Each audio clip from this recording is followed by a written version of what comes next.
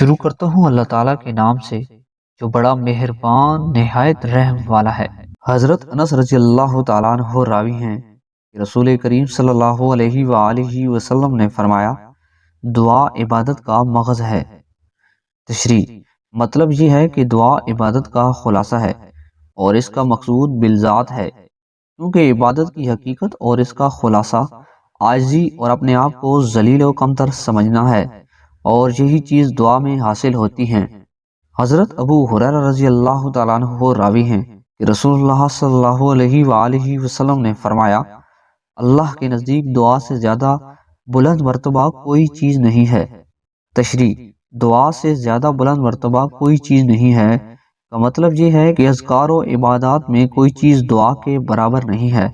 لہٰذا آپ کا یہ ارشاد قرآن کریم کی اس آیت ترجمہ اللہ تعالیٰ کے نزدیک تم میں بہت زیادہ بلند مرتبہ وہی شخص ہے جو تم میں سب سے زیادہ پرہیزگار ہے۔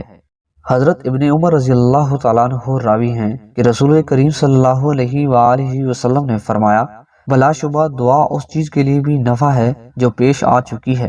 اور اس چیز کے لیے بھی نفع ہے جو پیش نہیں آئی ہے، لہٰذا اے اللہ کے بندو، دعا کو اپنے لیے ضروری سمجھو۔ حضرت سلمان فارسی رضی اللہ تعالیٰ عنہ راوی ہیں کہ رسول اللہ صلی اللہ علیہ وآلہ وسلم نے فرمایا، تقدیر کو دعا کے علاوہ اور کوئی چیز نہیں بدلتی، اور عمر کو نیکی کے علاوہ اور کوئی چیز نہیں بڑھاتی۔